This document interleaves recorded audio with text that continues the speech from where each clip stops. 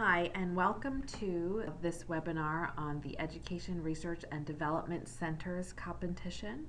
That's 84.305C, and that is funded through the National Center for Education Research. Just to give you a brief overview of the organizational structure of IES, there are 4 centers housed under the Office of the Director. And the 2 research grant centers are the National Center for Education Research and the National Center for Special Education Research. These are the 2 centers that are primarily responsible for funding grants in education research. You'll also notice the Standards and Review Office, which is connected to the Office of the Director. This is the office that is responsible for organizing the review of the grant applications that come into the 2 research centers. The 2 research centers have similar but slightly different missions. The mission of the National Center for Education Research, or NCER, is to support rigorous research that addresses the nation's most pressing education needs from early childhood to adult education. And the mission for the National Center for Special Education Research, or NCSER, is to sponsor research on special education that's designed to expand the knowledge and understanding of infants, toddlers, and students with or at risk for disabilities from birth through high school. Through their various grant programs, IES and the 2 centers support research on the development or identification of education interventions. And by interventions, we mean practices, programs, policies, and approaches. These interventions should enhance academic achievement and can be widely deployed.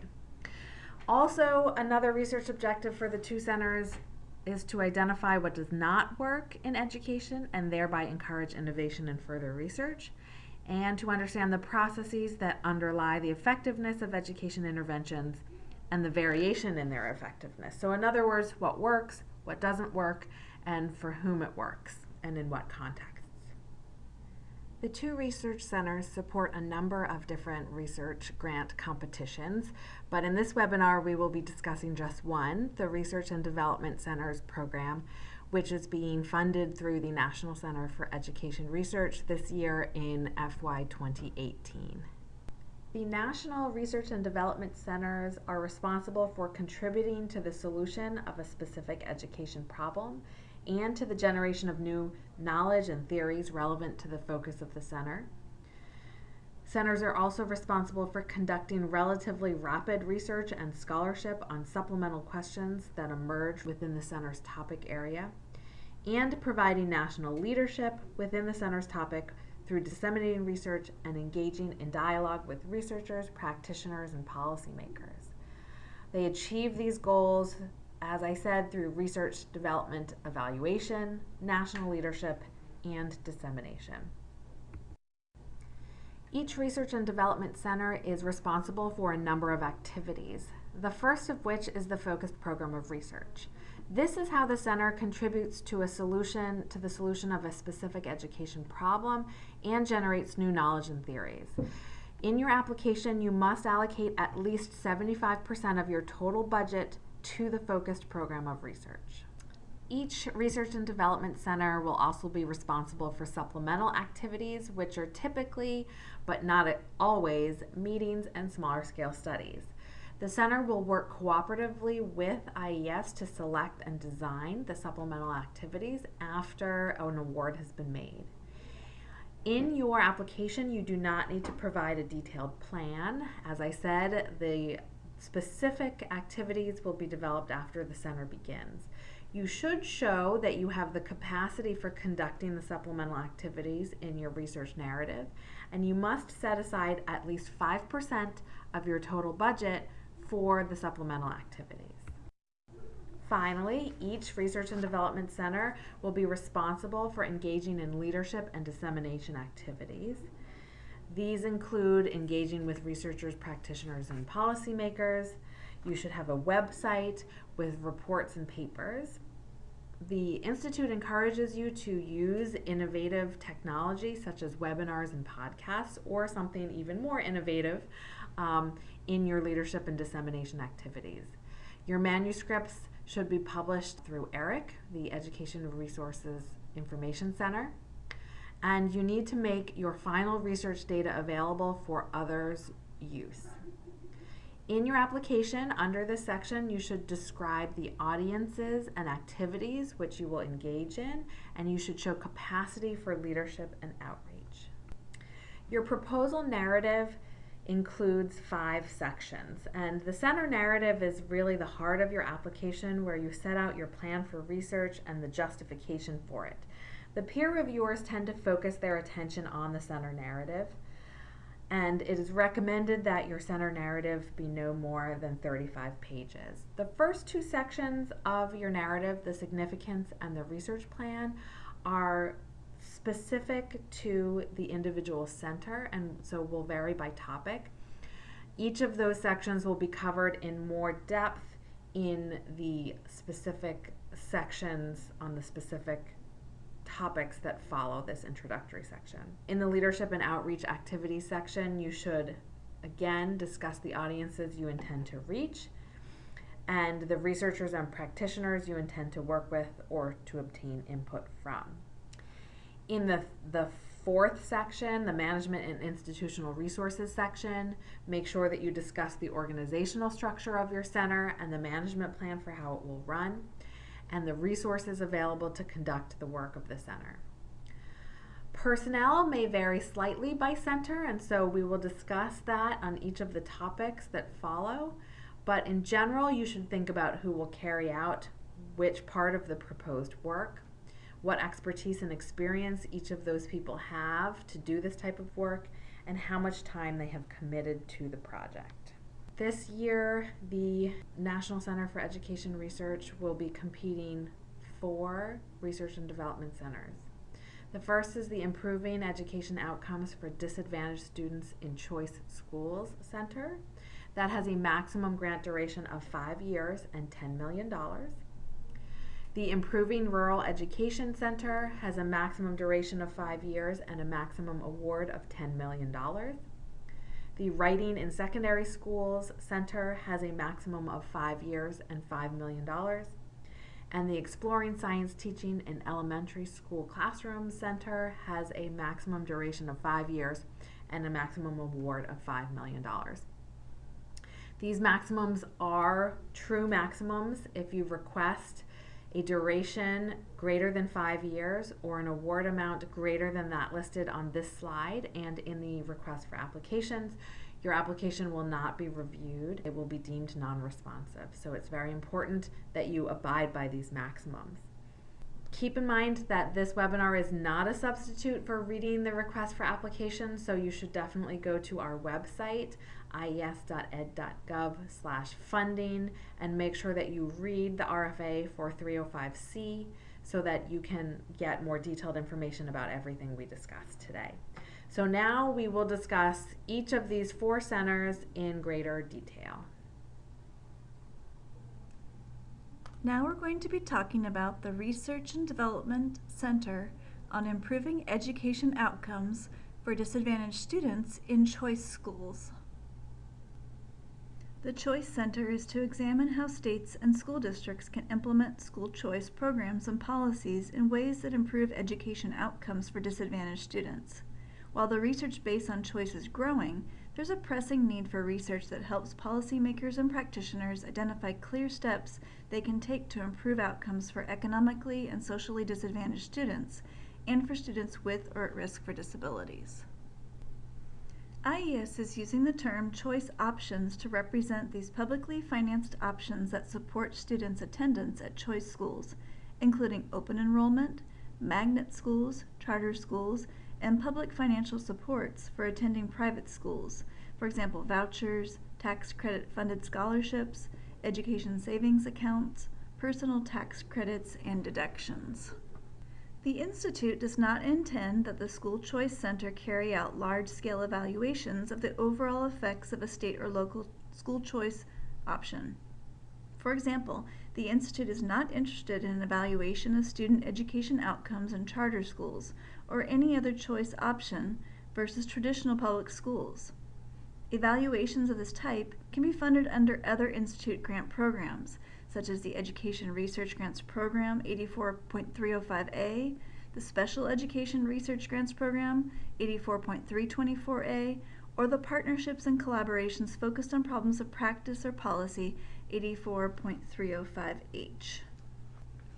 Instead, the Institute intends that the Center examine variations in choice programs and policies and their associations with the education outcomes for disadvantaged students, identify how these programs and policies might be improved, and evaluate whether such improvements lead to better education outcomes for disadvantaged students. The overall purpose of the Center is to learn how states and school districts can revise their choice programs and policies in ways that improve outcomes for disadvantaged students. Choice programs and policies within the same type of choice option may vary across school districts and states. For example, there is broad variation in rules governing the establishment of a charter school, the process of enrolling in a choice school, the eligibility for a voucher, and the oversight of choice schools. State and local education agencies interested in improving student outcomes are revising their choice policies on an ongoing basis, and working with researchers may also be receptive to introducing changes to policies that are hypothesized to lead to better outcomes. Examples of such programs and policies that vary across districts and states include, but are not limited to, the list on this slide. This list is for illustrative purposes only. Applicants are encouraged to propose research on the programs and policies that they view as critical to improving the impact of choice options on education outcomes for disadvantaged students. Being of broad interest to school districts and states that provide school choice, and generalizable to multiple locations. Applications under the School Choice Center topic must meet the sample outcomes and setting requirements listed in order to be responsive and sent forward for scientific peer review. Regarding the sample, your research must focus on disadvantaged students in grades K to 12. Disadvantaged students are considered students who are economically and/or socially disadvantaged, as well as students with or at risk for a disability. You may include non-disadvantaged students for comparison purposes. Regarding the outcomes, your research must include measures of student education outcomes that are of practical interest to parents, schools, districts, and states. These may include grades, state or district standardized assessments of student achievement, state end-of-course exams, exit exams, attendance, and tardiness rates, disciplinary actions, dropout and/or graduation rates, college entry, progress, and graduation. Regarding the setting, your research must be conducted in K-12 schools or on data collected from such settings.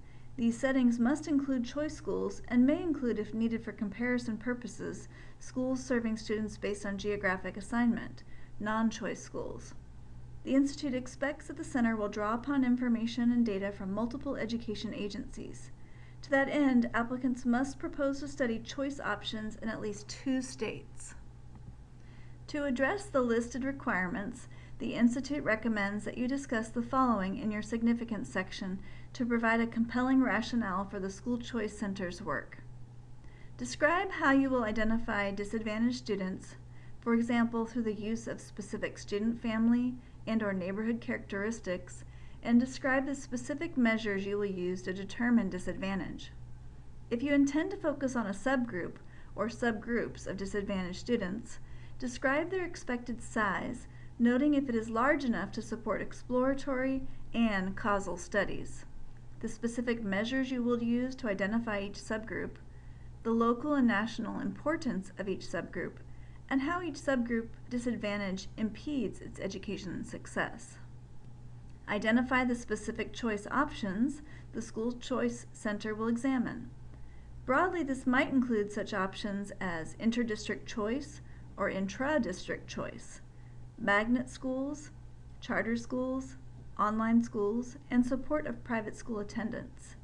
Applicants may narrow their focus to specific types of any of these choice options: intra-district high school choice in urban areas, no-excuse charter schools. Justify the importance of the choice option or options for supporting the education needs and improving outcomes for disadvantaged students that you're going to be studying.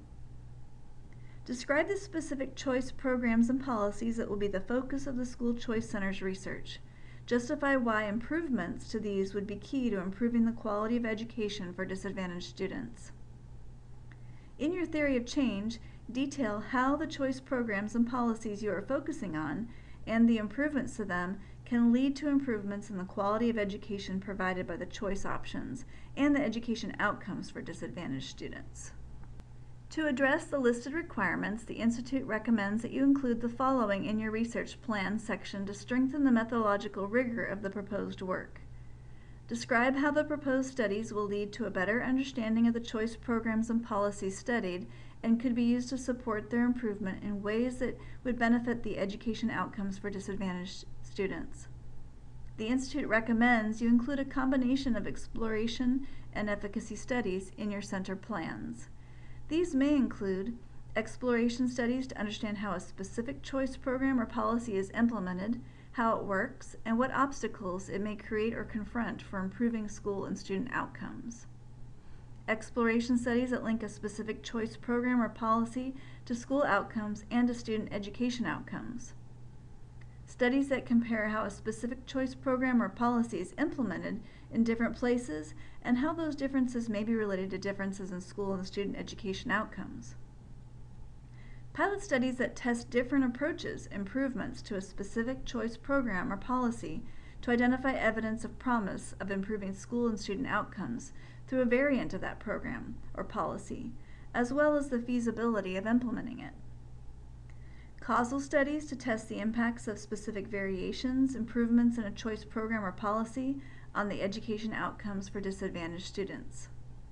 And continuous improvement research to carry out an ongoing improvement process of a specific program or policy using a series of short-term cycles of testing, feedback, and further revision with ongoing measurement of how each revision links to or correlates with or impacts or causes student education outcomes.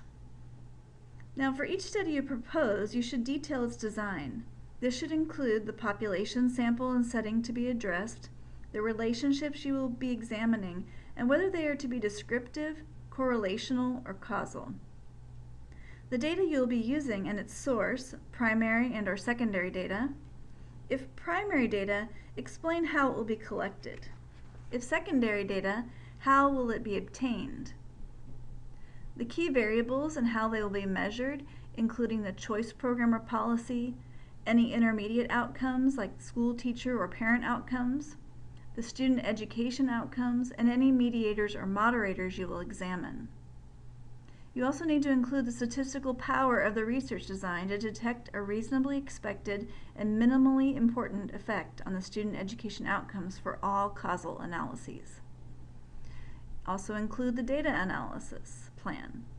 Discuss whether and how you intend to identify any education agencies, in addition to those included in the application, that may be interested in pilot testing and evaluating choice programs and policies, and how you will build partnerships with them to jointly develop and implement these studies. For further recommendations on what to include when describing the design and analysis of your studies, you may refer to the Request for Applications for the Education Research Grant Program 84.305A under Part 3, Research Goals. This section covers exploration, development, and innovation, which includes pilot tests, and efficacy and replication, which are causal studies. In addition, if you're proposing to work in partnership with an SEA or LEA, you may wish to review the recommendations for describing your partnership and its work that's provided in the Request for Applications for the Partnerships and Collaborations Program, 84.305H, under each of the two topics. The researcher-practitioner partnership topic is similar to an exploration study, and the state-local evaluation topic is similar to a causal study.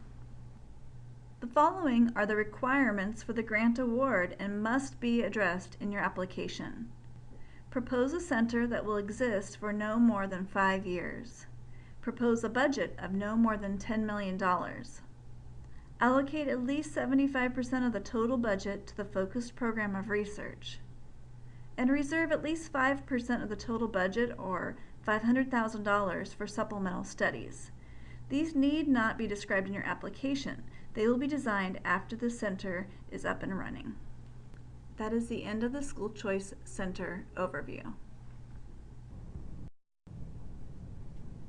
Let's talk a little bit about the appendices in your proposal submission. Use Appendix A to describe the required response to reviewers. How is the revised application responsive to prior reviews? If you have submitted a somewhat similar application in the past, but are submitting the current application as a new application, you should use Appendix A to provide a rationale explaining why the current application should be considered a new application rather than a resubmitted application. This appendix may be only relevant for the Science Teaching Center, which was competed as a network last year. Use Appendix B to include figures, charts, or tables that supplement the center narrative as well as examples of measures. These include individual items, tests, surveys, observation, and interview protocols that you'll be using to collect data in your project. You may also include a timeline of project activities here. Remember though, do not include narrative text here. In Appendix C, if you're proposing to explore, develop, evaluate, or validate an intervention or assessment, you may want to include examples of those materials, computer screenshots, assessment items, or other materials used in the intervention or assessment to be explored, developed, evaluated, or validated. The difference between Appendix B and Appendix C is that Appendix C contains the measures or materials that may be used in any practices, programs, or policies that you're studying. Again, do not include narrative content here. Include in Appendix D the letters of agreement from partners, such as schools and districts, data sources, such as state agencies holding administrative data, and consultants. Ensure that the letters reproduce well so that the reviewers can easily read them. Do not reduce the font or margins. Letters of agreement should include enough information to make it clear that the author of the letter understands the nature of the commitment of time, space, and resources to the research project that will be required if the application is funded. A common reason for projects to fail is the loss of participating schools and districts. Letters of agreement regarding the provision of data should make it clear that the author of the letter will provide the data described in the application for use in the proposed research and in time to meet the proposed schedule. Appendix E is where you would include your data management plan. You must include a data management plan to be responsive to the RFA. The content of the DMP is discussed starting on page 7 in the RFA under Part 2, Section A5, titled Dissemination. You should consult your resources or our resources on the IES website, which will tell you the key components in your data management plan. Here are the important dates and deadlines. Applications are due September 21, 2017, 4:30 p.m. DC time. Please note that the Institute does not accept late applications. Letters of intent are optional, non-binding, and not used in the scientific peer review of a subsequent application. However, when you submit a letter of intent, one of the Institute's program officers will contact you regarding your proposed research to offer assistance. The Institute also uses the letter of intent to identify expertise needed for the scientific peer review panels and to secure a sufficient number of reviewers to handle the anticipated number of applications. Should you miss the deadline for submitting a letter of intent, you still may submit an application. If you miss the letter of intent deadline, the Institute asks you to inform the relevant program officer of your intention to submit an application. Please see page 59 of the RFA for more information about the letter of intent. After you submit your application, our Standards and Review Office begins the peer review process. Applications are reviewed for compliance and responsiveness to the RFA. Those applications that are compliant and responsive are assigned to a review panel where 2 or 3 panel members conduct a primary review of each application. The most competitive applications move to full panel. After the peer review process is complete and decisions are finalized, applicants will receive email notification that the status of the award and the reviewer summary statement are available via the application notification system. If you are not granted an award the first time, consider resubmitting and talking with your program officer. Here are some tips to strengthen your application. First, we strongly advise applicants to pay very close attention to the recommendations for strong applications. Those recommendations come from IES experience, and reviewers use those recommendations to distinguish between high and low quality applications. So do look through that list of recommendations and incorporate that into your application. I actually tell this to many of my grantees actually. Put yourself in your reviewer's shoes. And the image I like to use is, think of someone who, after already putting a full day's work and has said goodnight to their families, who then begins to read their stack of applications. Or the reviewers who are on a plane or whatever multitasking case may be, remember it's going to make a big difference how clearly you can get across the information you need to get to the reviewer. It makes such a difference for reviewers when the writing is clear and they find information very easily. So think carefully about when to use diagrams and figures to explain complex ideas. Think carefully about whether or not a diagram or a figure is more effective in getting your message across, rather than putting it into text. Sometimes it is, sometimes it's not. And certainly you don't want diagrams that then contain such small print that no one can really see what you're trying to communicate. Think about how you're going to organize the text. Think about how you might use headings and subheadings to communicate the key aspects of your proposal. You might consider using the same headings from the RFA, since reviewers likely are used to seeing IES RFAs. Think about when to use bullet points and boldface to underscore key points to catch the eye of the reviewers so that they can find information much more easily. And then finally, we recommend to all our applicants to seek others' input before you submit your proposal. Try to get a strong, full draft done as early as you can so that you have time to then share your draft with a colleague or 2 or 6, especially those who are not involved with your proposal. Those colleagues should be both within and outside of that niche area. You want reviewers that will comb through your application with a real critical eye. You should certainly contact the program officer and bounce ideas off of her or him. Here's the contact information for each of the program officers overseeing topics in this RFA. I strongly encourage you to reach out to them to discuss your proposal ideas and their fit with the RFA. Email is typically the best way to communicate with us, especially during this busy time of year. In any case, we hope you found this webinar helpful, and we wish you good luck in this process.